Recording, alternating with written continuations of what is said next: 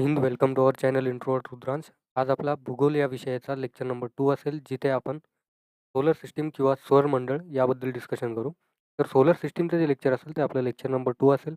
यापूर्वी आपण नेब्युलर हायपोथेसिसबद्दल बोललो आहे, ज्यामधून आपल्याला युनिव्हर्स किंवा जे ब्रह्मांड आहे ते कसं तयार झालं त्याबद्दल आयडिया मिळाली. तर ब्रह्मांडाच्या निर्मितीबद्दल किंवा सोलर सिस्टीमच्या निर्मितीबद्दल आपण काही गोष्टी बदलल्या. जसं की सोलर सिस्टीम आहे त्याच्या निर्मितीबद्दल आपण नेब्युलर हायपोथेसिसवर बोललो. सोबतच टायडल हायपोथेसिस आपण बघितली. प्लॅनेटेसिमल्सच्या थेअरीबद्दल आपण बोललो. त्यासोबतच आपण युनिव्हर्सच्या क्रिएशनबद्दल सगळ्यात इम्पॉर्टंट थेअरीला डिस्कस केलं, that is big bang theory. ही सगळ्यात जास्त ॲक्युरेट थेअरी मानली जाते या सगळ्या थेअरीजपैकी.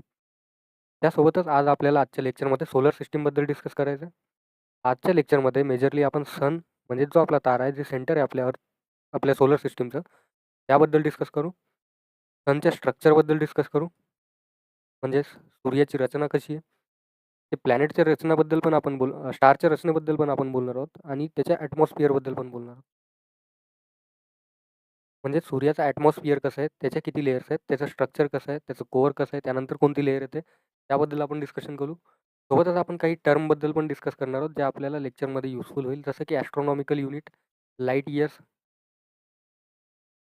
आणि बऱ्याच काही संकल्पना. सोबतच आपण हेलिओसेंट्रिक थेअरी, जिओसेंट्रिक थेअरी, ड्युअलिस्टिक, मोनोलिस्टिक युनिव्हर्सचं क्रिएशनबद्दल बऱ्याच गोष्टी आपण आजच्या लेक्चरमध्ये डिस्कस करू. स्टार्ट करू लेक्चरला.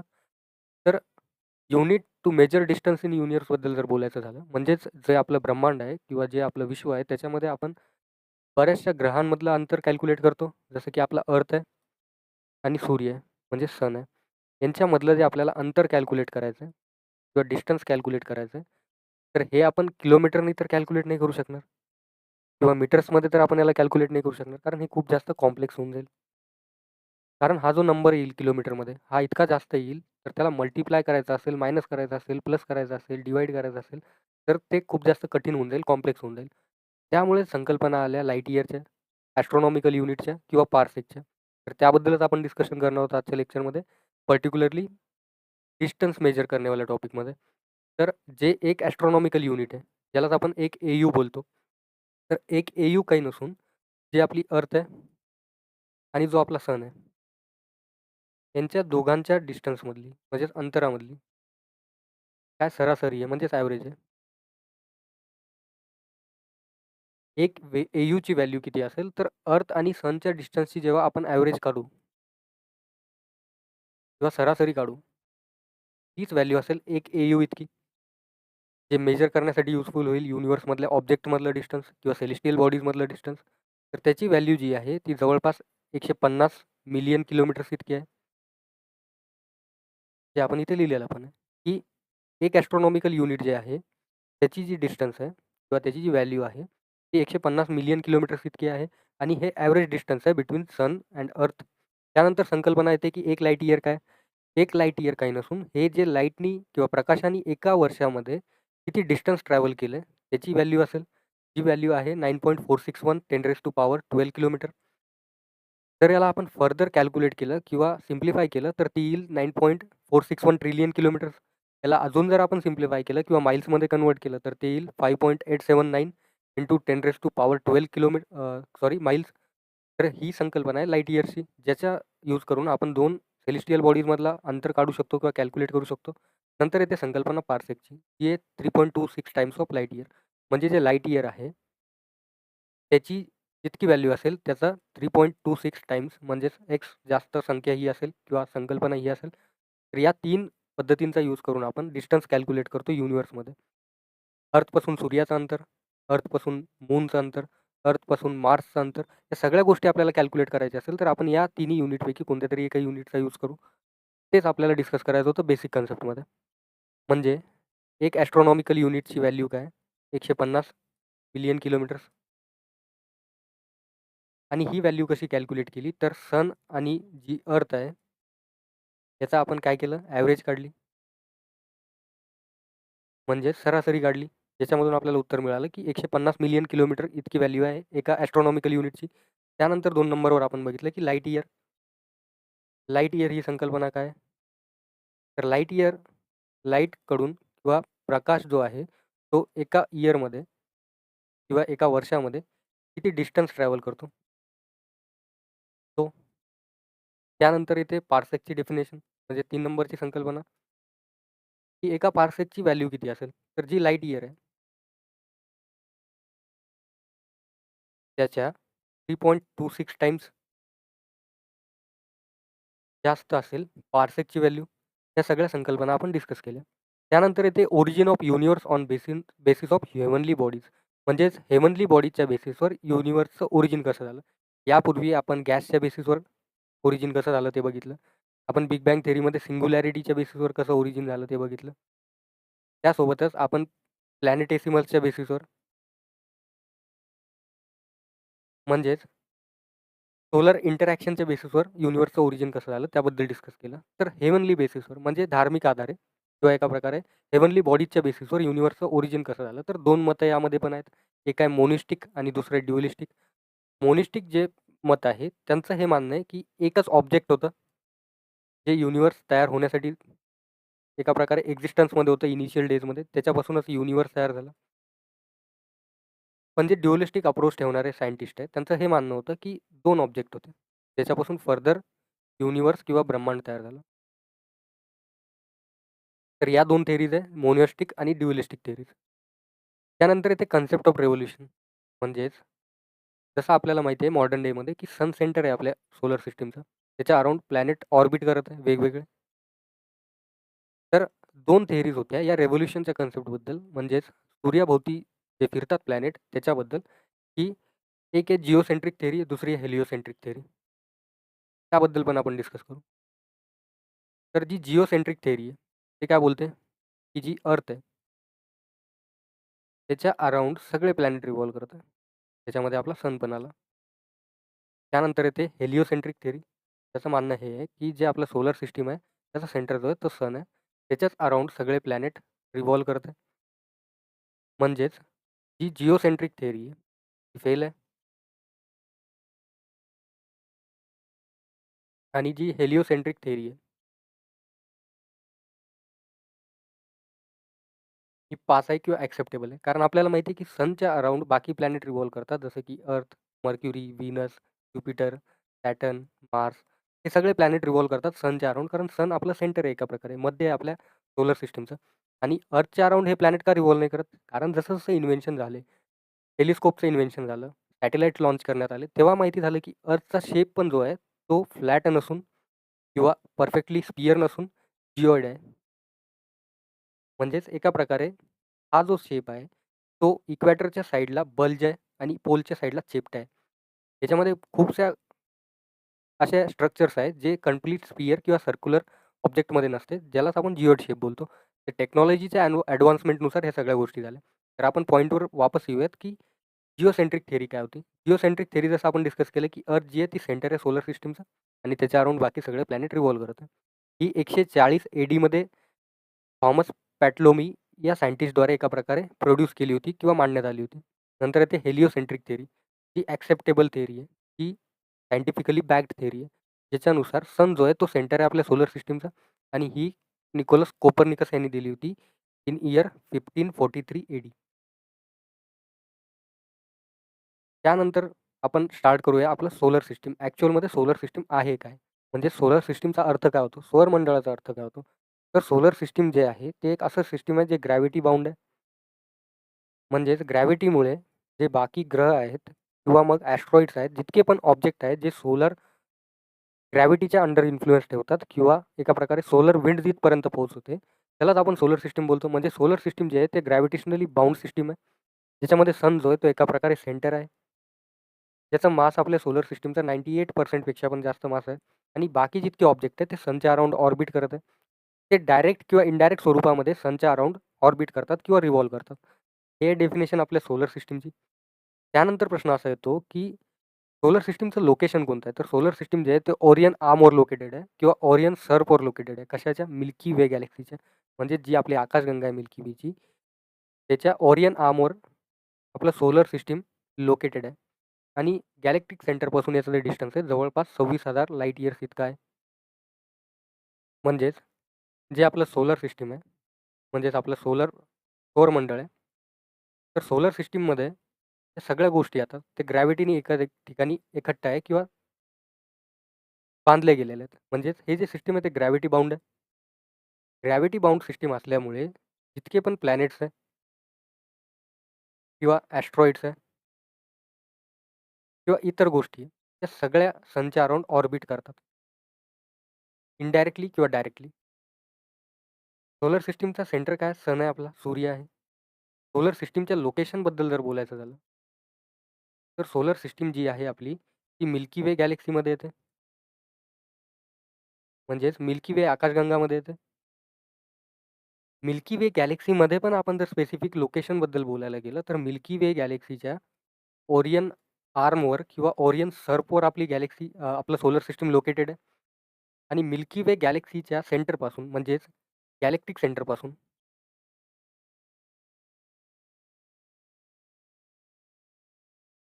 जर आपल्या सोलर सिस्टमच्या डिस्टन्सबद्दल आपण बोलायला गेलो तर ते जवळपास 26,000 लाईट इयर इतकं आहे.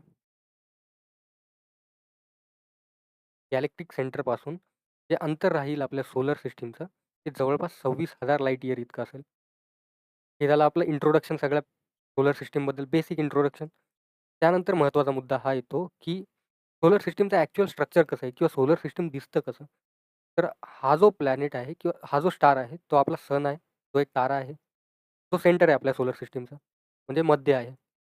त्यानंतर 1 नंबरवर प्लॅनेट येतो मर्क्युरी. मर्क्युरीलाच आपण बुध ग्रह बोलतो. त्यानंतर व्हीनस येतो म्हणजे शुक्र ग्रह. त्यानंतर अर्थ येतो म्हणजे पृथ्वी. त्यानंतर मंगळ ग्रह येतो. त्यानंतर ज्युपिटर ग्रह येतो म्हणजेच आपला गुरु किंवा बृहस्पती. त्यानंतर शनी ग्रह येतो म्हणजेच हा 5 नंबरचा प्लॅनेट झाला. हा 6 नंबरचा प्लॅनेट झाला. नंतर येतो अरुण ग्रह म्हणजेच युरॅनस. तो 7 नंबरला येतो. त्यानंतर येतो नेपच्यून जो 8 नंबरचा ग्रह आहे. म्हणजे टोटल सोलर सिस्टमच्या प्लॅनेटबद्दल बोलायला झालं तर 8 प्लॅनेट आहे. प्लस एक सन आहे. सोबतच ॲस्ट्रॉइड बेल्ट आहे. त्यासोबतच क्विपर बेल्ट आहे. हे टोटल आपल्या सोलर सिस्टमचं कंपोजिशन आहे. याच्यामध्ये बऱ्याचशा गोष्टी अशा असतील जसं की कॉमेट्स, मिटिऑर्स, आयसी पार्टिकल्स, डस्ट किंवा गॅस या सगळ्या गोष्टीचा समावेश होतो आपल्या सोलर सिस्टममध्ये. एक महत्त्वाची गोष्ट ही असते की जो मार्स आहे आणि जो ज्युपिटर आहे या 2 प्लॅनेट्सच्या मध्ये एक ॲस्ट्रॉइड बेल्ट एक्झिस्ट करतो, जो आपण इथे बोललो. हे ॲस्ट्रॉइड बेल्ट जे ते प्लॅनेट बनणार होते स्टार्टिंगला किंवा बनत होते, त्याचेच मोठे-मोठे अवशेषला आपण एका प्रकारे ॲस्ट्रॉइड बोलतो. तर त्याचा एक बेल्ट एक्झिस्ट करतो, जो या 2 ग्रुप ऑफ प्लॅनेटला एका प्रकारे डिफरन्शिएट करतो किंवा वेगळं करतो. जे ॲस्ट्रॉइड बेल्ट आहे त्याच्या या साईडला असणारे जितके प्लॅनेट आहे त्याला आपण टेरेस्ट्रियल प्लॅनेट किंवा इनर प्लॅनेट बोलतो. या प्लॅनेटचं जे कोअर असते ते सॉलिड असतं. म्हणजेच या प्लॅनेटची जी डेन्सिटी आहे ती जास्त असेल. आणि ॲस्ट्रॉइड बेल्टच्या तिकडच्या साईडला जे प्लॅनेट्स आहे राईट हँड साईडला ते मोस्टली गॅसपासून बनलेले प्लॅनेट आहे. यांची जी साईज आहे ती मोठी असते. पण यांची जी डेन्सिटी असते ती कमी असते. कारण मेजरली यांचं जे कंपोझिशन आहे ते गॅस आणि डस्ट मिळून बनलेले किंवा आईस मिळून बनलेले. यांनाच आपण जुवियन प्लॅनेट पण बोलतो किंवा मग आउटर प्लॅनेट पण बोलतो. त्यासोबतच नेपच्यूनच्या नंतर एक क्विपर बेल्ट येतो.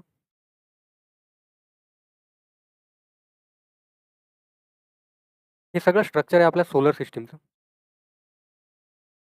त्यानंतर आपण स्केल ऑफ मेजरमेंटबद्दल जसं आत्ता बोललो की स्पेसमध्ये किलोमीटरमध्ये किंवा मीटरमध्ये अंतर न मोजण्याचं कारण काय की लार्ज होईल संख्या म्हणजेच कॉम्प्लेक्स होईल कॅल्क्युलेशन. त्यामुळेच ॲस्ट्रॉनॉमिकल युनिटचा कन्सेप्ट आला ज्यालाच आपण AU बोलतो. एक ॲस्ट्रॉनॉमिकल युनिटची व्हॅल्यू आपण जशी बघितली की ती 150 मिलियन किलोमीटर्स इतकी आहे किंवा मग 93 माईल्स इतकी आहे. त्यासोबतच सोलर सिस्टमबद्दल जर बोलायचं झालं तर सोलर सिस्टमची जी लिमिट आहे ती लास्ट प्लॅनेटवर येऊन थांबत नाही म्हणजेच नेपच्यूनवर येऊन थांबत नाही. ती त्या पलीकडे पण एक्झिस्ट करते म्हणजेच हेलिओपॉजपर्यंत एक्झिस्ट करते. तर हेलिओपॉज काय? हेलिओपॉज अशी स्थिती आहे जिथे सोलर विंड पोहोचणं बंद होते इंटरस्टेलर स्पेसमध्ये किंवा स्पेसमध्ये सोलर विंड पोहोचत नाही. सोलर विंड जी आहे त्याच्याबद्दल जर बोलायचं झालं तर सोलर विंड चार्ज पार्टिकल्स आहे, म्हणजेच इलेक्ट्रॉन आणि प्रोटॉन आहे, जे चार्ज्ड आहे आणि जे सनद्वारे एका प्रकारे फेकले जातात बाहेर, त्यालाच आपण सोलर विंड बोलतो. म्हणजे सोलर सिस्टममध्ये जिथपर्यंत सोलर सिस्टममध्ये सोलर विंड पोहोचत आहे, तिथपर्यंत त्या लिमिटला आपण हेलिओपॉज बोलतो. तर हेलिओपॉजपर्यंत एक्सटेंड करते सोलर सिस्टम. त्यासोबतच ऑल्ट क्लाउडपर्यंत एक्सटेंड करते. तर ऑल्ट क्लाउड पण ग्रॅव्हिटेशनल डॉमिनन्सबद्दल बोलते किंवा ग्रॅव्हिटेशनल लिमिटबद्दल बोलतो आपल्या सनचे. म्हणजेच एका प्रकारे सनची थेरॉटिकल लिमिट दर्शवतो. तर ती 1,00,000 ॲस्ट्रॉनॉमिकल युनिट इतकी असू शकते. म्हणजेच जी सन ते आपलं सोलर सिस्टम आहे. तर सोलर सिस्टममध्ये जो सन आहे, तो आपला सेंटर आहे सोलर सिस्टमचा. तर सनची जितक्या लांबपर्यंत ग्रॅव्हिटी इन्फ्लुअन्स ठेवते किंवा मग जिथपर्यंत सोलर विंड पोहोचते, तिथपर्यंत आपलं सोलर सिस्टमची बाउंड्री आहे. म्हणजेच सोलर सिस्टमची जी बाउंड्री आहे, ती नेपच्यूनवर येऊन थांबत नाही. तर ती सनच्या ग्रॅव्हिटेशनल इन्फ्लुअन्सपर्यंत पोहोचते. म्हणजेच ऑल्ट क्लाउडपर्यंत पोहोचते आणि सोलर विंड जिथपर्यंत पोहोचते, म्हणजेच हेलिओपॉजपर्यंत.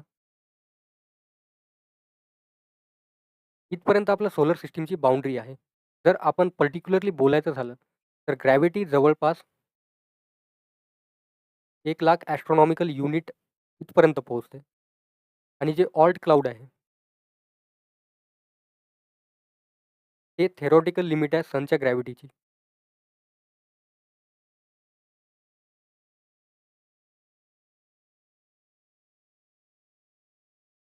म्हणजेच सूर्याची जी गुरुत्वाकर्षण क्षमता आहे, जिथपर्यंत पोहोचू शकते, त्याच्या लास्ट लिमिटला आपण ऑल्ट क्लाउड बोललो, जे जवळपास 1,00,000 ॲस्ट्रॉनॉमिकल युनिट इतकं असेल आणि सोलर विंड जिथपर्यंत पोहोचेल किंवा सोलर विंडची जिथपर्यंत बाउंड्री असेल, त्यालाच आपण हेलिओपॉज बोललो.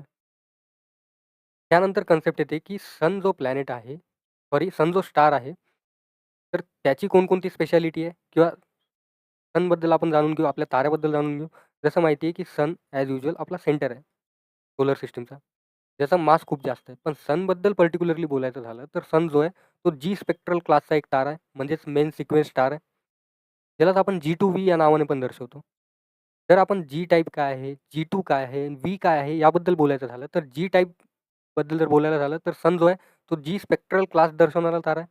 म्हणजेच जी स्पेक्ट्रल क्लासमध्ये येणारे जे प्लॅनेट्स आहेत, त्यांचं जे सरफेस टेम्परेचर असतं, ते जवळपास 5,500 डिग्री सेल्सिअस मिनिमम इतकं असतं. म्हणजेच सनचं जे टेम्परेचर आहे, आपला जो सन आहे, त्याचं टेम्परेचर कमीत कमी इतकं असेल सरफेस टेम्परेचर, यापेक्षा पण जास्त आहे. कारण कोअरचं टेम्परेचर जवळपास 15 मिलियन डिग्री सेल्सिअसपर्यंत जातं. तर सन जो आहे, तो जी स्पेक्ट्रल क्लासमध्ये येतो. त्याचं सरफेस टेम्परेचर जे ते अप्रॉक्सिमेटली 5778 केल्विन इतकं आहे किंवा मग 5,500 डिग्री सेल्सिअस इतकं आहे. सनबद्दल बोलायचं झालं तर आपल्याला अर्थवरून सन येल्लो ॲपियर होतो. पण सनचा जो ॲक्चुअल कलर आहे तो व्हाईट आहे. पण अर्थच्या ॲटमॉस्फिअरमुळे तो आपल्याला येल्लो दिसतो. तर सन आपल्याला माहीत झालं की जी स्पेक्ट्रल क्लासचा तारा आहे. त्यानंतर येते की G2 काय दर्शवतं? तर जो नंबर आहे 2 तो रिप्रेझेंट करतो सब क्लासला. म्हणजेच जी स्पेक्ट्रल क्लासच्या सब क्लासला रिप्रेझेंट करतो 2 हा नंबर. म्हणजे जे जी स्पेक्ट्रल क्लास आहे, ते G0 पासून तर G9 पर्यंत लिस्टेड असतं. G0मध्ये येणारे जितके स्टार्स आहे, ते जास्त हॉट असतील, टेम्परेचर त्यांचं जास्त असेल आणि G9चे जितके स्टार्स आहेत, त्यांचं टेम्परेचर G0च्या कंपॅरिझनमध्ये कमी असेल. तर आपला जो सन आहे तो G2 क्लासमध्ये येतो, म्हणजे G2 सब क्लासमध्ये येतो. म्हणजेच आपला जो सन आहे तो जास्त हॉट टेम्परेचरवाला सन आहे आणि G9 स्टार जे ते कंपॅरेटिव्हली कूलर असतात. म्हणून जो सन आहे आपला तो G2 क्लासमध्ये येतो, जो इंडिकेट करतो की आपला जो सन आहे तो स्लाइटली हॉटर आहे. म्हणजे याचं जे टेम्परेचर आहे ते मिडल रेंजच्या जवळपास येते किंवा जास्त हॉटर स्टारच्या कॅटेगरीमध्ये आपला सन येतो. त्यानंतर येते लुमिनोसिटी क्लास. हेच व्हीद्वारे दर्शवण्यात आलेलं आहे. जिथे रोमन नंबर 5 हा हे दर्शवत आहे. जे इंडिकेट करतो की सन जो आहे तो मेन सिक्वेन्स स्टार आहे किंवा मग एक डॉर्फ स्टार आहे. तो एनर्जी जनरेट करतो न्यूक्लिअर फिजन यामुळे आणि हे न्यूक्लिअर फिजन कुठे होते? हे होते सनच्या कोअरमध्ये, म्हणजे सेंटरमध्ये. तिथे काय होतं की जे हायड्रोजन आणि हेलियममध्ये एका प्रकारे बंबार्डमेंट होते किंवा हायड्रोजनचे जे एलिमेंट आहे ते एकमेकावर बंबार्ड केले जातात, ज्याच्यामुळे हेलियम तयार होते. त्यालाच आपण न्यूक्लिअर फिजनची रिएक्शन बोलतो. आणि ही जी फेज आहे, म्हणजेच न्यूक्लिअर फिजनवाली जी फेज आहे, ती सगळ्यात जास्त स्टेबल फेज मानल्या जाते कोणत्याही सनच्या लाईफ सायकलमध्ये किंवा स्टारच्या लाईफ सायकलमध्ये. त्यामुळे या प्रकारचे क्लासिफिकेशन या ठिकाणी केले. जसं आपल्याला माहिती आहे, की सन जो आहे तो अनडिस्प्युटेड किंग आहे आपल्या सोलर सिस्टमचा. जसं आपण WWE बघतो त्यावेळेस आपल्याला माहिती आहे, की ब्रॉक लेसनर येण्यापूर्वी रेनिंग, डिफेंडिंग, डिस्प्युटेड सारख्या गोष्टी एका प्रकारे पॉल हेमन बोलतो. का बोलतो? कारण तो न हारलेला व्यक्ती आहे किंवा एका प्रकारे डॉमिनन्स दर्शवण्यासाठी. तर त्यामुळेच अनडिस्प्युटेड किंग बोलले गेले सनला सोलर सिस्टमचा. आणि याचा जो मास आहे तो जवळपास 99.86% of total mass of our solar system आहे. म्हणजे सोलर सिस्टमचा जवळपास 98 ते 99% जो मास आहे, तो मास आपल्या सनचा आहे. बाकी सोलर सिस्टमचा जो पार्ट आहे किंवा जे रिमेनिंग 0.14% आहे, ते आपले प्लॅनेट्स, मून्स, ॲस्ट्रॉइड्स, कॉमेट्स आणि बाकी सगळ्या गोष्टींचं कंबाईंड मास आहे. म्हणजेच आतापर्यंत आपण काय काय बघितलं, की जो सन आहे, म्हणजेच आपला सूर्य आहे, तो G2V या क्लासमध्ये येतो. जे G आहे ते स्पेक्ट्रल क्लास दर्शवतं. म्हणजेच या स्पेक्ट्रल क्लासमध्ये येणारे जितके पण स्टार्स असतील, ते एका प्रकारे त्यांचं सरफेस टेम्परेचर जे असेल, म्हणजेच जे सरफेसचं टेम्परेचर असेल ते मिनिमम 5,500 डिग्री सेल्सिअस इतका असेल. त्यामुळे हा जी स्पेक्ट्रल क्लासमध्ये येतो. त्यामध्येच आपण काय बघितलं, की सनचा जो ॲक्चुअल कलर आहे तो व्हाईट आहे, येलो नाही आहे. आणि हा येलो अपीअर का होतो? अर्थच्या ॲटमॉस्फिअरमुळे. त्यानंतर आपण बघितलं, की 2 काय आहे? तर G2 जे आहे, जे स्टारचे सिक्वेन्स केले जाते किंवा अरेंजमेंट केले जाते, कॅटेगराईज केलं जातं स्टारला. ते G0 पासून G1, G2, G3 असं करत G9 पर्यंत क्लासिफिकेशन केलेलं आहे. तर जो सन आहे आपला, तो G2 क्लासमध्ये येतो, G2 सब क्लासमध्ये येतो. त्यामुळे याला G2 क्लासमध्ये आपण इन्क्लूड केलंय. त्यानंतर आपण बघितलं, की हे जे G0 क्लासमध्ये येणारे प्लॅनेट्स आहे, यांचं जे टेम्परेचर आहे ते हाय असेल आणि जे G9 क्लासमध्ये येणारे स्टार्स असतील, त्यांचं जे टेम्परेचर आहे, ते कंपॅरेटिव्हली लो असेल. कशाच्या? G0 क्लासमध्ये येणाऱ्या प्लॅनेटच्या. तर आपला जो सन आहे, तो G2 क्लासमध्ये येतो म्हणून याचं जे टेम्परेचर आहे ते जास्त असेल. कारण हा G0 क्लास किंवा सब क्लासच्या जवळ आहे.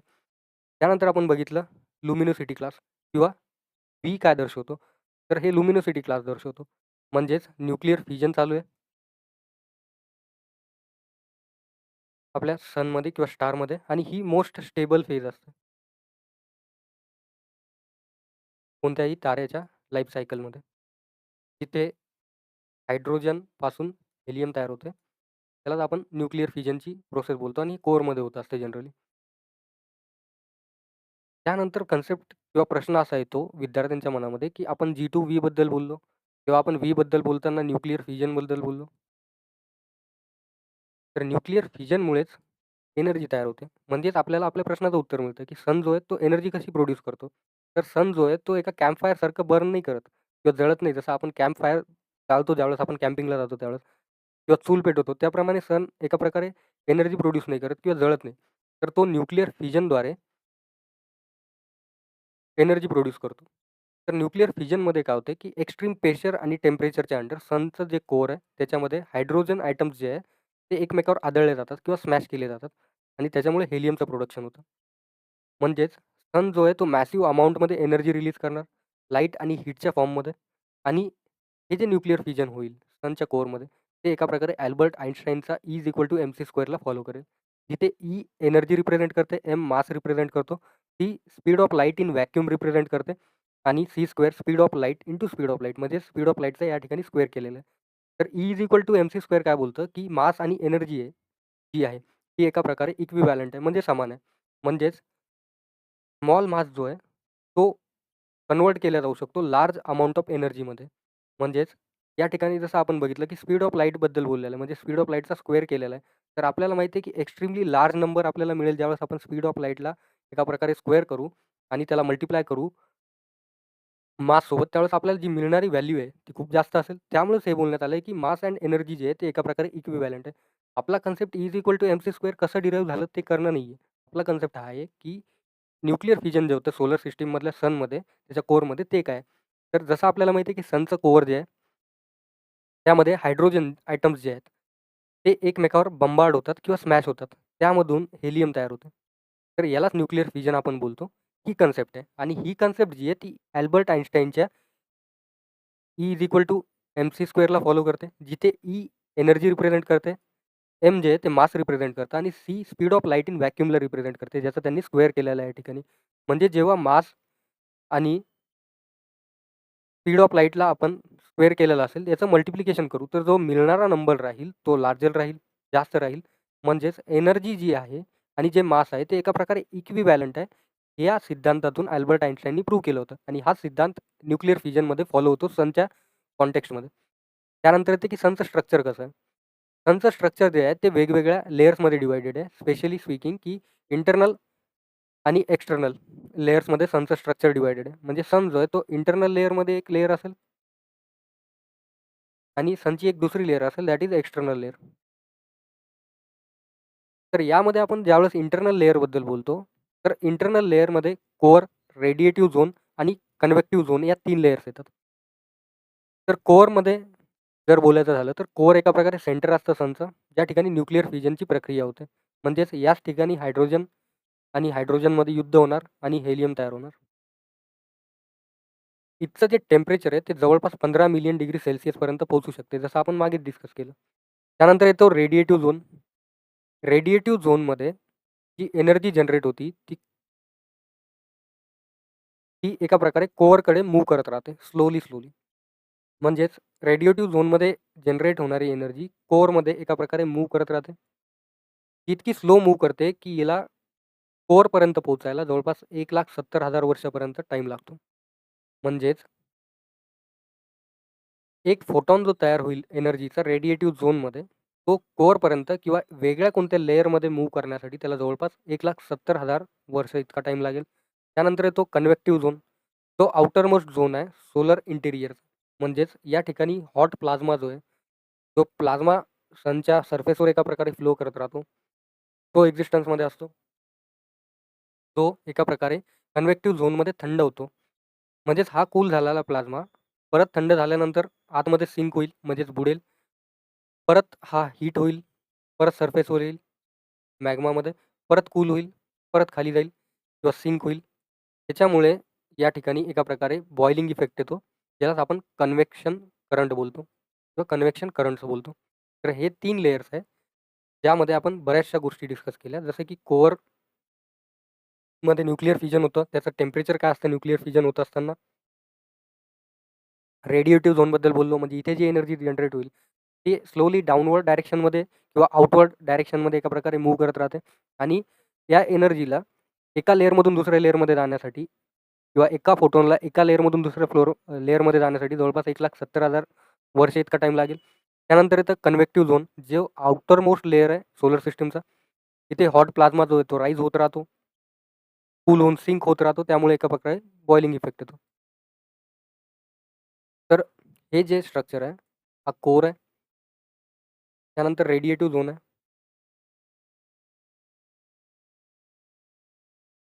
आणि लास्टमध्ये कन्व्हेक्टिव्ह झोन आहे, म्हणजेच हा वाला झोन आहे.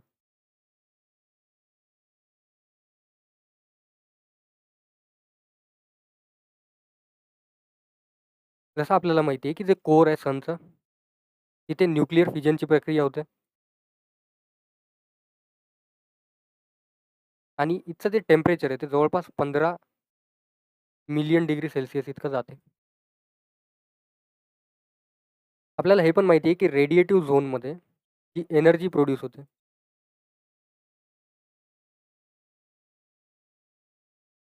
ती आउटवर्ड डायरेक्शनमध्ये मूव्ह होत असते आणि ही एनर्जी किंवा याचा एक फोटॉन दुसऱ्या लेयरमध्ये जाण्यासाठी जवळपास 1,70,000 इयर्स इतका टाईम घेतो. म्हणजे खूप स्लो ही प्रोसेस होत असते.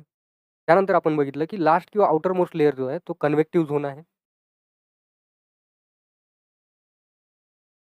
ज्या ठिकाणी जो मॅग्मा आहे किंवा एका प्रकारे जो लावा आहे, जो सरफेसवर आहे एक्झिस्टन्समध्ये, तो कूल होत असतो, थंड होत असतो आणि परत तो खाली सिंक होतो. तर यामुळे एक बॉइलिंग इफेक्ट मिळतो. तर या डिफरंट लेयर्स होत्या सोलर सिस्टमच्या किंवा सनच्या.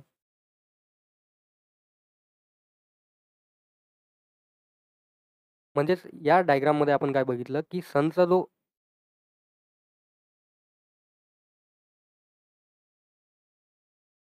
इंटेरियर लेयर आहे किंवा इंटेरियर स्ट्रक्चर आहे, त्याबद्दल आपण या डायग्राममध्ये डिस्कस केलं.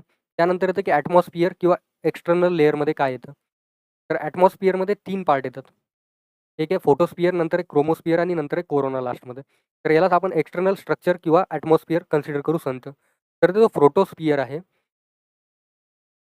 हा सनच्या सरफेसच्या सगळ्यात जवळचा लेयर असतो, जो व्हिजिबल लाईट इमिट करतो एका प्रकारे. आणि हा जो लेयर आहे, तो रिलेटिव्हली कूल असतो. तो लाईट इमिट करतो आणि याचं टेम्परेचर जवळपास 5500 डिग्री सेल्सिअस इतकं असतो. आणि याच लेयरमध्ये सनस्पॉटसारखी प्रक्रिया दिसते, जिथे डार्क स्पॉटसारखं आपल्याला एक स्ट्रक्चर दिसतं, जे कूलर पॅचेस असतात, जे समोर जाऊन एका प्रकारे सिंक होणार असतात. आणि हे जे पॅचेस असतात किंवा हे जे सनस्पॉट असतात, ते एका प्रकारे मॅग्नेटिक फील्डच्या ट्विस्ट होण्यामुळे बनलेले असतात सनच्या सरफेसवर किंवा outer surface of inner surface of ॲटमॉस्फिअरमध्ये, एक्सटर्नल स्ट्रक्चरमध्ये. ते या ठिकाणी म्हणजेच फोटोस्फिअरमध्ये दिसतात. त्यानंतर येतो क्रोमोस्फिअर, जो एक्झॅक्टली फोटोस्फिअरच्या अबोव्ह प्लेस्ड असतो हायरार्कीमध्ये आणि हा एका प्रकारे रेडिश ग्लो इमिट करतो, जो सोलार इक्लिप्स किंवा सूर्यग्रहणच्या वेळेस आपल्याला व्हिजिबल असतो. त्यानंतर येतो कोरोना, जो आउटर मोस्ट लेयर आहे ॲटमॉस्फिअरचा, पण ॲटमॉस्फिअरचा आउटर मोस्ट लेयर आहे, म्हणजे सनच्या सरफेसपासून हा सगळ्यात वरचा लेयर आहे. तर याचं जे टेम्परेचर आहे ते रिलेटिव्हली कमी असलं पाहिजे, पण फोटोस्फिअरच्या कंपॅरिझनमध्ये पण याचं टेम्परेचर जास्त असतं, हाय असतं. तर याचं जे टेम्परेचर जवळपास 1 ते 3 मिलियन डिग्री सेल्सिअस इतकं राईज होऊ शकते किंवा झालेलं असतं. तर सायंटिस्टचं हे मानणं आहे, की जे मॅग्नेटिक वेव्हज प्रोड्यूस होतात सनच्या सरफेसवर किंवा सनच्या अराउंड, ते कॅरी करतात इंटेरियरमध्ये प्रोड्यूस झालेली जी एनर्जी आहे, ती एका प्रकारे डायरेक्टली कोरोनाकडे हे कॅरी करतात. तर त्यामुळे कोरोनाचं जे सरफेस टेम्परेचर आहे किंवा कोरोना या लेयरचं जे टेम्परेचर आहे, ते राईज होतं जवळपास 1 ते 3 मिलियन डिग्री सेल्सिअस इतकं. म्हणजेच आपण बघितलं फोटोस्फिअर ज्या ठिकाणी व्हिजिबल लाईट इमिट होते, ज्याचं टेम्परेचर 5500 डिग्री सेल्सिअस इतका असतो. याच लेयरमध्ये आपल्याला सनस्पॉटसारखा फिनॉमिना दिसतो, जो मॅग्नेटिक फील्ड ट्विस्ट झाल्यामुळे बनलेला असतो. त्यानंतर तो क्रोमोस्फिअर, जो रेडिश ग्लो इमिट करतो. ते आपल्याला सोलर इक्लिप्सच्या टायमामध्ये किंवा सूर्यग्रहणाच्या टायमामध्ये व्हिजिबल असतो. नंतर येतो कोरोना, त्याचं टेम्परेचर 1 ते 3 मिलियन डिग्री सेल्सिअसपर्यंत असतं आणि मॅग्नेटिक वेव्हजमुळे हे टेम्परेचर राईज झालेलं असतं, जे एनर्जी डायरेक्टली इंटेरियरपासून कोरोनाकडे पाठवते. त्यामुळे एका प्रकारे याचं टेम्परेचर जास्त असतं. कोरोना जे आहे, ते एक्सटेंड करतं मिलियन्स ऑफ किलोमीटर इंटू स्पेसपर्यंत. म्हणजेच त्यावेळेस पूर्ण सूर्यग्रहणाची स्थिती निर्माण होते. ज्यावेळेस आपल्याला त्याच्या around hollow white pearl white हॅलोसारखं एक स्ट्रक्चर दिसते. म्हणजे एक व्हाईट सर्क्युलर रिंग दिसते सनच्या अराउंड. ते कोरोना या लेयरमुळे दिसलेले असते. म्हणजेच हा जो आहे तो आपला सन आहे. आपण बघितलं की सनमध्ये 3 लेयर्स इंटर्नल लेयरमध्ये, तर एक्सटर्नल लेयरमध्ये जी पहिली लेयर येते, ती फोटोस्फिअरची असते.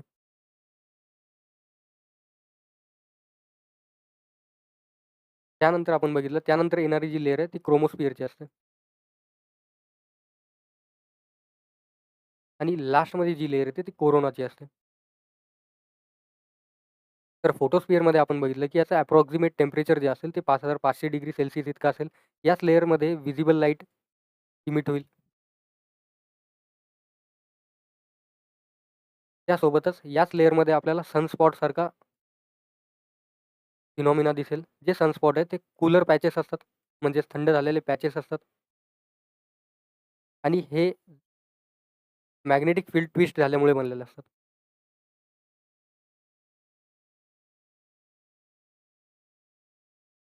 त्यानंतर जी क्रोमोस्फिअर आहे, त्या ठिकाणी आपल्याला रेडिश ग्लो दिसतो.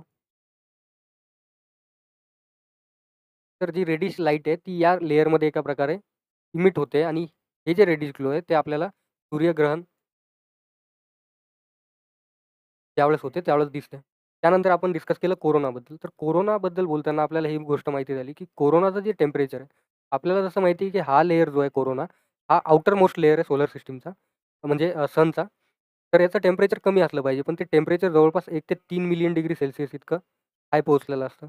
आणि याचं कारण सायंटिस्ट काय देतात, की जे इंटेरियरमध्ये एनर्जी प्रोड्यूस होते, ती डायरेक्टली कोरोनाकडे जाते. आणि कोणत्या कारणामुळे जाते, की जो कोरोना आहे,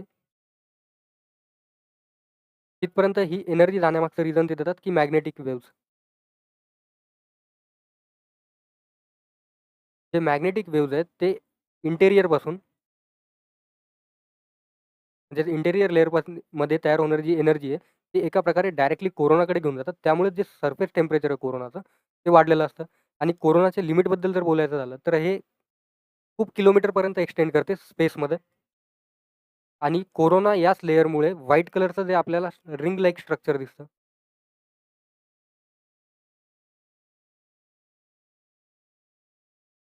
सनच्या अराउंड ज्यावेळेस पूर्ण सूर्यग्रहणाची स्थिती असते किंवा टोटल इक्लिप्सची स्थिती असते.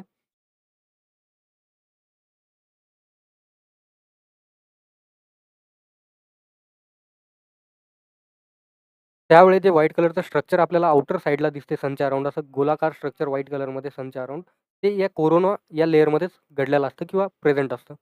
हे टोटल एक्सटेरियर स्ट्रक्चर होतं सनचं. त्यानंतर कन्सेप्ट येते एस चंद्रशेखर लिमिटची. त्याबद्दल बरेचसे एज्युकेटर्स शिकवत नाही. पण हा कन्सेप्ट मी यामुळे ॲड केला, की सनची जी लाईफ सायकल आहे त्याबद्दल आपल्याला माहिती असलं पाहिजे. तर जे नेब्युलर हायपोथेसिस आहे, आपण बघितलं, की हायड्रोजन, हेलियम म्हणजेच डस्ट आणि गॅस जे ते फर्दर ग्रॅव्हिटीच्या इन्फ्लुअन्समध्ये एक डिस्क लाइक स्ट्रक्चर फॉर्म करतात. मिडलमध्ये एक प्रोटोसन तयार होतो, म्हणजे सूर्याचं इनिशियल रूप तयार होतं. हा प्रोटोसन जो तयार झालेला असतो, तो फर्दर त्याच्या साईज किंवा मासच्या अनुसार कोणत्या गोष्टीमध्ये इव्हॉल्व होईल किंवा कोणत्या प्रकारच्या ताऱ्यामध्ये इव्हॉल्व होईल, हेच एस चंद्रशेखर लिमिटमध्ये दर्शवण्यात आलेलं आहे.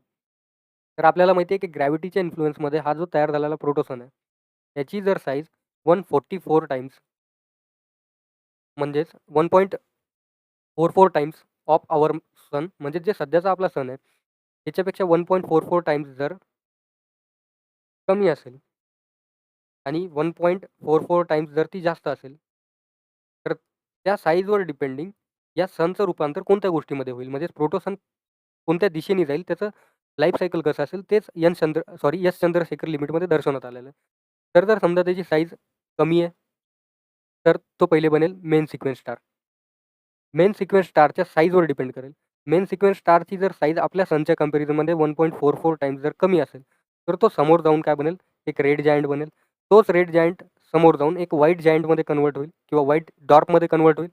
तोच व्हाईट डॉर्फ समोर जाऊन ब्लॅक डॉर्फमध्ये कन्व्हर्ट होईल. म्हणजेच एक प्रोटोसन जो नेब्युलर हायपोथेसिसमधून तयार झाला, तो तयार झाल्यानंतर डिपेंडिंग ऑन त्याची साईज तो एक मेन सिक्वेन्स स्टार बनेल. त्या मेन सिक्वेन्स स्टारच्या साईजच्या कंपॅरिझनमध्ये जर तो 1.44 टाइम्स छोटा असेल, तर तो रेड जायंट बनेल किंवा व्हाईट डॉर्फ बनेल आणि समोर जाऊन लास्टमध्ये त्याची लाईफ सायकल ब्लॅक डॉर्फवर येऊन थांबून जाईल. सेम प्रोटोसन मेन सिक्वेन्स स्टार बनल्यानंतर जर त्याची साईज 1.44 टाइम्स जास्त असेल सनच्या मासच्या कंपॅरिझनमध्ये, आजच्या सूर्याच्या मासच्या कंपॅरिझनमध्ये, तर तो सुपर रेड जायंट बनेल किंवा मग एक सुपरनोव्हा बनेल. सुपरनोव्हामध्ये बनल्यानंतर जर त्याची साईज बिग असेल, म्हणजेच जर तो मोठा असेल, तर तो एक न्यूट्रॉन स्टार बनेल आणि जर त्याची साईज मॅसिव्ह असेल, म्हणजे अगदीच मोठा असेल, तर तो एक ब्लॅक होलमध्ये कन्व्हर्ट होईल. तर हीच गोष्ट एस चंद्रशेखर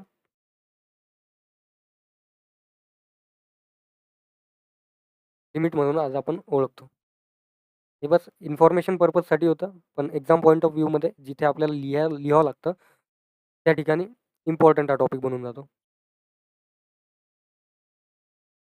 त्यानंतर इम्पॉर्टंट एक्झाम पॉईंट ऑफ व्ह्यूनी स्पेस मिशनबद्दल पण आपल्याला बोलावं लागेल, की सनच्या अराउंड कोणकोणते स्पेस मिशन नासा किंवा इस्रोनी लॉन्च केलेले आहे. म्हणजेच आपली इंडियन स्पेस रिसर्च ऑर्गनायझेशन जी आहे आणि जी national aeronautical space research organisation आहे म्हणजेच नासा, त्यांनी कोणकोणते मिशन सनच्या अराउंड प्लांट केलेले किंवा लॉन्च केलेले. तर रिसेंटली आपल्याला माहिती आहे, की आदित्य L1 इस्रोनी लॉन्च केला होता. तो आपला पहिला स्पेस सोलर मिशन होता. म्हणजेच सनच्या अराउंड प्लांट केलेला किंवा सोलर मिशन जो होता, हो आपला पहिला सोलर मिशन होता एका प्रकारे. आणि याची जी प्लेस आहे ती हॅलो ऑर्बिटमध्ये होती आपल्या सोलर सिस्टमच्या सनच्या. आणि लॅग्रेज पॉइंट 1वर हा एका प्रकारे प्लांट करण्यात आला होता, ज्याला आपण L1 बोलतो. त्यामुळे त्याला आदित्य L1 असं नाव देण्यात आलेलं होतं. ज्याचं काम आहे, की तो सोलर कोरोनाला म्हणजेच आउटर मोस्ट ॲटमॉस्फिअरच्या लेयरला सनच्या, फोटोस्फिअरला आणि सोलर विंडला स्टडी करणं. म्हणजेच आदित्य L1 जो मिशन होता, तो इंडियाचा एका प्रकारे पहिला सोलार मिशन होता. या आधी आपण स्पेस मिशन बरेचसे केलेले, पण सोलर मिशनच्या बाबतीमध्ये हा आपला पहिला सोलर मिशन होता. त्यासोबतच याचं काम काय आहे, की कोरोना जो लेयर आहे सनच्या ॲटमॉस्फिअरचा, फोटोस्फिअर जो लेयर आहे आणि जे सोलर विंड आहे, याला स्टडी करणं, याचा अभ्यास करणं आणि सोबतच हा जो आहे तो हॉलो किंवा हॅलो ऑर्बिटमध्ये एका प्रकारे प्लेस करण्यात आलेला आहे. आणि लॅग्रेज पॉईंट 1 जो आहे याच्या अराउंड तो प्लेस्ड आहे. त्यामुळेच याला L1 आदित्य L1 असं नाव देण्यात आलेलं आहे. परत एक मिशन लॉन्च करण्यात आला होता पार्कर सोलर प्रोब नासाकडून. तो क्लोजेस्ट स्पेसक्राफ्ट आहे सनच्या. म्हणजे सनच्या सगळ्यात जवळ जो स्पेसक्राफ्ट आहे तो पार्कर सोलर प्रोब हा ऑब्जेक्ट आहे. ज्याचं काम आहे कोरोना आणि सोलर विंडला स्टडी करणं. त्यानंतर कन्सेप्ट येते की सोलर विंड आणि CME काय आहे? तर CME कोरोनल मास इजेक्शनला रिप्रेझेंट करते एका प्रकारे. जसं आपण सोलर विंडबद्दल बोललो, की सोलर विंड काही नसून हे एका प्रकारे एक अशी स्ट्रीम आहे, जी सनद्वारे ब्लो केल्या जाते स्पेसमध्ये. म्हणजेच चार्ज पार्टिकल्स असतात जे बाहेर फेकले जातात सनकडून. जे इलेक्ट्रॉन्स आणि प्रोटॉन्स असतात मेजरली. त्यालाच आपण सोलर विंड बोलतो. म्हणजे solar wind is nothing but charge particles which are blown by sun into space, particularly electron and proton. त्यालाच आपण सोलर विंड बोलतो.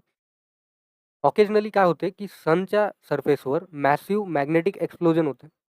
चुंबकीय एका प्रकारे विस्फोट होतो, जे रिलीज करतात कोरोनल मास इजेक्शन्स, ज्यालाच आपण CMEज बोलतो.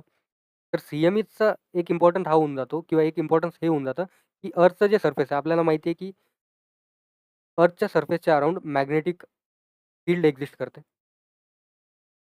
तर ज्यावेळेस सन CMEज रिलीज करतो म्हणजेच मॅग्नेटिक एक्सप्लोजन होते एका प्रकारे सनच्या सरफेसवर, ज्यामुळे CMEज रिलीज होतात. जे येऊन आदळतात अर्थच्या मॅग्नेटिक फील्डवर. ज्या एका प्रकारे या मॅग्नेटिक फील्डवर आदळलेल्या CMEजला रिडायरेक्ट करते किंवा डिफ्लेक्ट करते पोल्सकडे, म्हणजे ध्रुवाकडे, नॉर्थ पोल आणि साऊथ पोलकडे. तर या डिफ्लेक्शनमुळे अर्थच्या सरफेसवर नॉर्थ पोलवर काही रंगीबिरंगी लाईट्स आपल्याला दिसतात, म्हणजे कलरफुल लाईट्स दिसतात, ज्याला आपण अरोराज बोलतो. तर त्या लाईट्स आपण नॉर्थ पोलमधून बघत आहोत, तर त्याला अरोरा बोरिओलिस या नावाने ओळखतो. आणि त्याच कलरफुल लाईट जर तुम्ही साऊथ पोलमधून बघत आहात, तर त्याला अरोरा ऑस्ट्रिओलिस बोलतात. तर जे अरोराचं फॉर्मेशन होतं ते CMEजमुळे होतं. म्हणजेच CMEज जेव्हा अर्थच्या मॅग्नेटिक फील्डवर येऊन आदळतात, तेव्हा अर्थची मॅग्नेटिक फील्ड त्याला पोल्सकडे डिफ्लेक्ट करते, म्हणजे पाठवते किंवा डायरेक्ट करते एका प्रकारे. त्यामुळे पोल्सवर आपल्याला अरोरा इफेक्ट दिसतो. नॉर्थ पोलवर जर अरोरा इफेक्ट असेल तर त्याला अरोरा बोरिओलिस आपण बोलतो. साऊथ पोलवर जर एका प्रकारे अरोरा इफेक्ट असेल तर त्याला आपण अरोरा ऑस्ट्रिओलिस बोलतो. हे कन्सेप्ट होत्या अरोराच्या, सोलर विंडच्या आणि CMEच्या. त्यानंतर सगळ्यात महत्त्वाचा मुद्दा हा येतो, की क्लासिफिकेशन ऑफ प्लॅनेटबद्दल आपण बोलूयात. म्हणजेच प्लॅनेट जे आहेत त्यांना कसं क्लासिफाय करण्यात आलेलं आहे किंवा त्यांचं क्लासिफिकेशन, कॅटेगरायझेशन कोणत्या आधारे करण्यात आलेलं आहे. तर हा आपला लास्ट टॉपिक असेल आजच्या लेक्चरचा, ज्या ठिकाणी आपण क्लासिफिकेशन ऑफ प्लॅनेटवर येऊन थांबू. नंतर आपण प्लॅनेट बाय प्लॅनेट डिस्कशन करू नेक्स्ट चॅप्टरमध्ये. तर 2006 मध्ये इंटरनॅशनल ॲस्ट्रॉनॉमिकल युनिट ही एक संघटना होती, जिने 3 सक्त नियम बनवले, की जी सेलेस्टियल बॉडी आहे म्हणजेच अंतरिक्षामध्ये प्रेझेंट जितक्या बॉडीज आहे, त्याला आपण प्लॅनेट किंवा ग्रह कसं कन्सिडर करू किंवा कोणत्या आधारावर त्याला आपण प्लॅनेट बोलू शकू. तर पहिली जो क्रायटेरिया त्यांनी दिला होता तो होता, की जो प्लॅनेट आहे तो एका प्रकारे सनच्या अराउंड फिरला पाहिजे, म्हणजेच ऑर्बिट केलं पाहिजे. तर त्याला आपण प्लॅनेट बोलू. जर समजा प्लॅनेट ही कॅटेगरी पास करत असेल किंवा हा क्रायटेरिया पास करत असेल, तर त्याला एक दुसरा क्रायटेरिया देण्यात आला होता.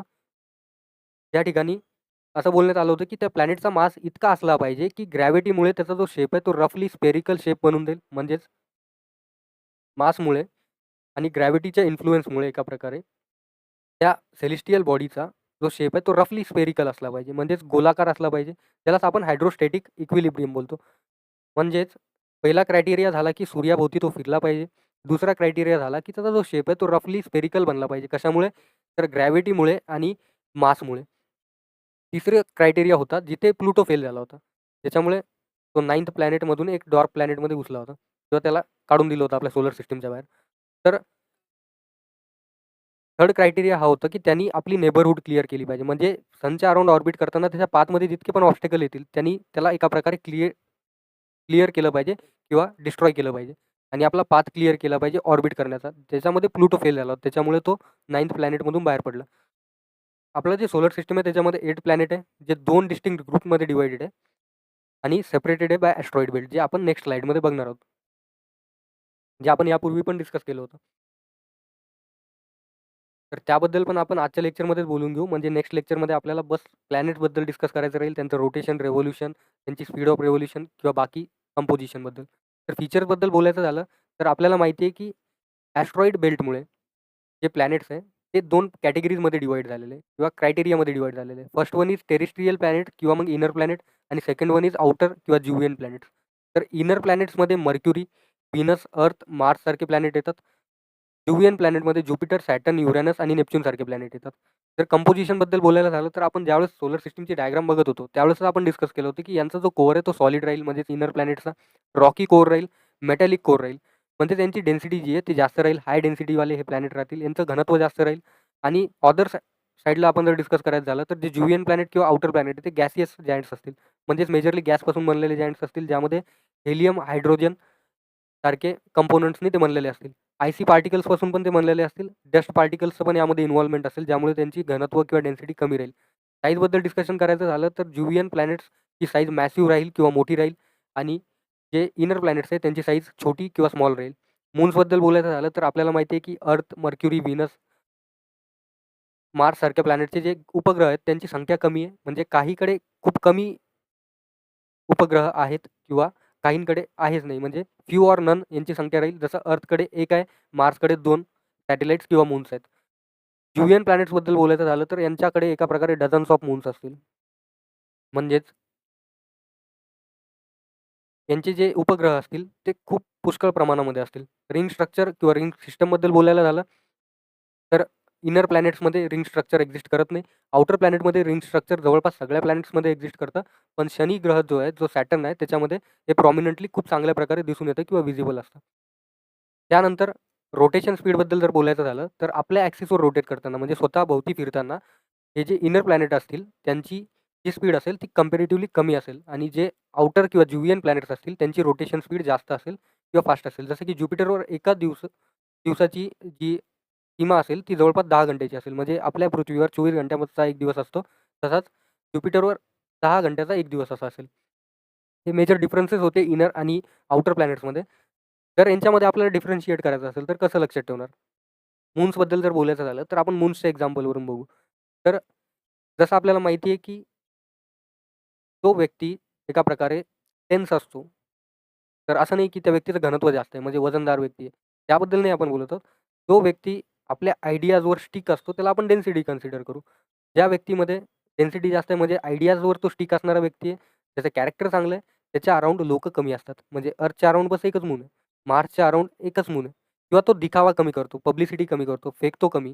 अशा व्यक्तींच्या अराउंड कमी उपग्रह असतील किंवा मून्स असतील. ते आपण लक्षात घेऊ शकतो या पद्धतीने.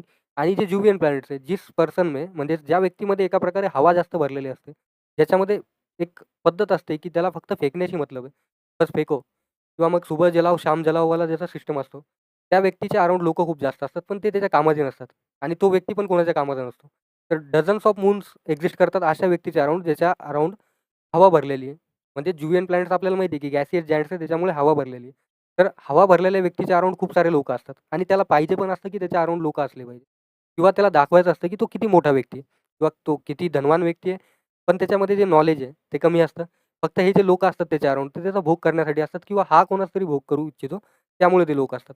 तर त्यामुळे मून्सचं कन्सिडरेशनमध्ये आपण लक्षात ठेवू शकतो, की ज्या व्यक्तीमध्ये जास्त हवा भरलेली आहे, ज्या व्यक्तीमध्ये जास्त हवाबाजीची कन्सेप्ट आहे, त्या व्यक्तीच्या अराउंड लोकं जास्त असतात आणि ज्या व्यक्तीकडे हवाबाजीची कन्सेप्ट आहे नाही, त्याच्या अराउंड लोकं कमी असतात. तेच आपण मून्सच्या कन्सेप्टमधून कन्सिडर करू शकतो. हे लेआउट आहे आपल्या सोलर सिस्टमचं. ज्या ठिकाणी सनबद्दल बोलायचं झालं तर सन सेंटर आहे आपल्या सोलर सिस्टमचा. मर्क्युरी 1 नंबरचा प्लॅनेट आहे सननंतर. त्यानंतर व्हीनस येतो. त्यानंतर अर्थ येतो जो 3 नंबरवर आहे. मार्स येतो जो 4 नंबरवर आहे.